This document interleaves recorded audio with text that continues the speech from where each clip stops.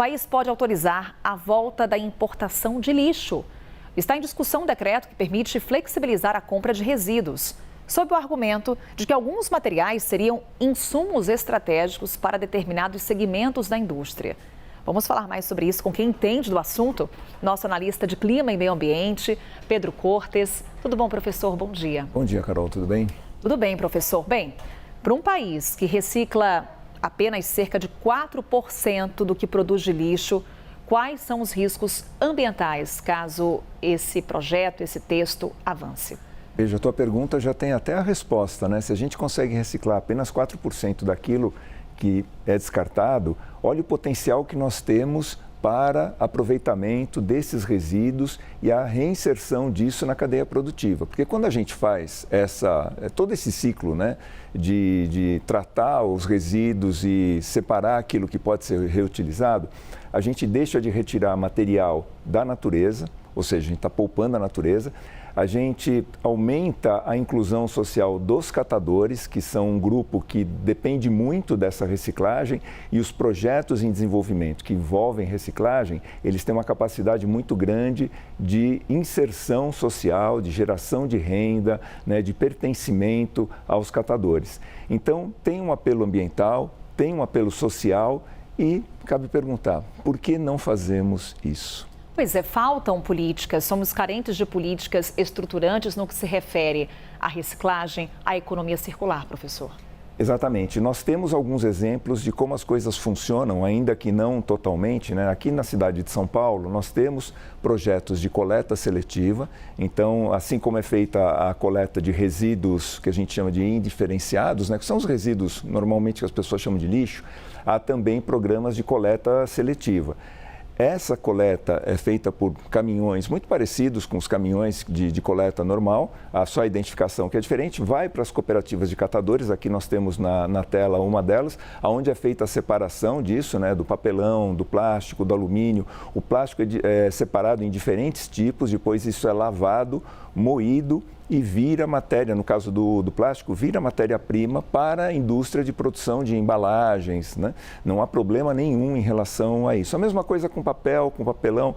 O melhor exemplo que nós temos no Brasil são as latinhas de alumínio, porque praticamente nós somos totalmente sustentáveis em termos das latinhas usadas nos refrigerantes, nas bebidas, porque elas têm um alto valor, elas só perdem em termos de valor por quilo para o cobre, né? Daí que ocorrem tantos furtos de cabos, né? Infelizmente, na rede elétrica, mas o custo elevado das latinhas faz com que ela seja muito interessante para a reciclagem. Então, isso evita que nós tenhamos que extrair muita bauxita, que é o minério de alumínio, da natureza, e para retirar o alumínio da bauxita, a gente gasta muita energia. Na reciclagem, a gente gasta uma quantidade menor de energia. Então, com a reciclagem, por exemplo, do alumínio, nós estamos poupando matéria-prima da natureza, né? Nós estamos reservando a natureza ali, nós ainda retiramos bauxita porque nós exportamos muito alumínio, mas também nós estamos poupando energia, reinserindo esse material na cadeia produtiva e gerando emprego para os catadores. Quer dizer, um ciclo virtuoso, né, onde há vários beneficiados, né, com várias pessoas, várias entidades que se beneficiam com isso. Uma rede, né? Quando a gente fala aqui dos impactos ambientais, sociais, econômicos, professor, e a gente está falando da flexibilização de uma lei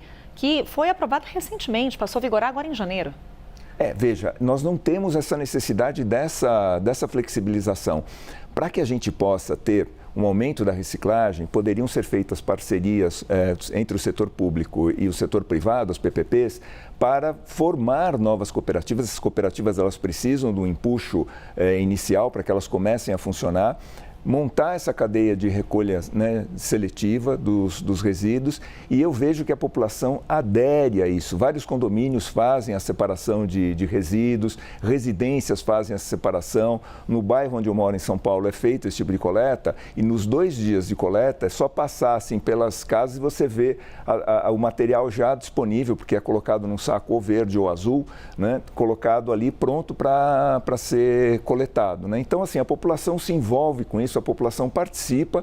Agora, é preciso que o setor público e o setor privado conversem para que essas estratégias elas sejam melhor desenvolvidas, que elas sejam implantadas. E nacionalizadas, né, professor? Exatamente. Em duas oportunidades aqui na nossa conversa, o senhor dá o exemplo de São Paulo, mas quando a gente olha para o Brasil como um todo, por vezes, política de reciclagem é tema de muitas desigualdades regionais. Não, sem dúvida. Até eu peço perdão, pessoal, de caracterizar tanto aqui para o São Paulo, é porque a gente tem esse exemplo. É um exemplo positivo aqui. Que a gente está falando. Mas, obviamente, isso pode ser feito em qualquer lugar do Brasil. Isso tem, como eu disse, um potencial de inclusão social muito grande, né, dos catadores, que muitas vezes trabalham isoladamente, né, não tem uma renda constante, e aí com as cooperativas eles passam a ter vamos dizer assim, uma identidade em termos de CPF, onde eles trabalham, quanto eles ganham, tal. Isso pode ser feito em todo o Brasil.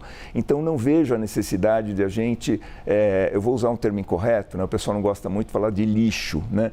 Porque, na verdade, a gente trata isso como resíduo, mas a gente não tem necessidade de importar lixo para abastecer a nossa cadeia produtiva, sendo que a gente tem isso aqui dentro e isso não é aproveitado. E, professor, a gente falando aqui de exemplos, né? Citamos, no caso, o exemplo do que acontece em São Paulo. O Brasil teria uma referência internacional quando falamos sobre esse assunto? Você está perguntando se o Brasil seria uma referência em algum setor? Poderia ter algum país como referência para essa política de reciclagem avançar? Há vários países europeus que tratam da coleta seletiva de uma maneira mais intensa. Então, é cobrado, por exemplo, eu vejo o caso de Portugal. Em algumas cidades você tem que comprar os sacos específicos para fazer a destinação. Se você começa a utilizar muito saco dos resíduos indiferenciados, você paga uma taxa maior. Então, isso incentiva as pessoas a partirem para a reciclagem, porque aí você paga uma taxa menor na compra exatamente desse saco. E na quantidade que você gera, se você começar a gerar muito resíduo não diferenciado, né, o lixo normalmente colocado na rua, sem qualquer separação, isso faz com que você pague uma taxa maior. Então, há exemplos de que isso funciona, né? E eu cito Portugal, até recentemente eu estive lá na Universidade do Porto, há várias cidades que testam modelos diferentes e com sistemas de adesão diferente por parte da população. Então, há vários exemplos nos quais a gente pode se basear para fazer esse tipo de programa, não só em grandes cidades, mas em cidades pequenas também, que podem trabalhar de maneira consorciada, né, formando conjuntos de cidades para operar esses sistemas de reciclagem. Nós deixamos de importar esses resíduos, o Brasil ficou proibido a partir de uma lei que entrou em vigor em janeiro deste ano. Por que demoramos tanto, professor?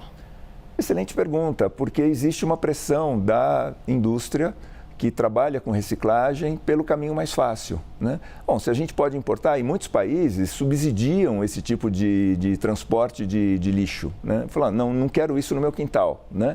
Então vou subsidiar, vou permitir a exportação. E há quem compre, né? Então é uma cadeia muito fácil de se trabalhar do ponto de vista financeiro, mas ambientalmente nós não temos essa necessidade e isso acaba sendo um desserviço para o meio ambiente no Brasil, sendo que a gente recicla tão pouco, como você colocou no início, né? Menos de 10% do que a gente coleta é reciclado. E quando a gente poderia aumentar de maneira significativa isso. E, ironicamente, uma discussão que a gente tem aqui no ano de COP30. Exatamente, é um exemplo muito ruim, né? Você ter uma lei, a lei é um exemplo bom, flexibilizar a lei é um exemplo muito ruim, né? E faltam poucos meses para a COP. A gente tem uma COP numa oportunidade de negócios, uma oportunidade de mostrar boas políticas, e nós temos essas políticas na transição energética, na substituição de combustíveis fósseis por fontes renováveis. Nós temos isso aqui não só para geração de energia elétrica, mas para movimentação de frota.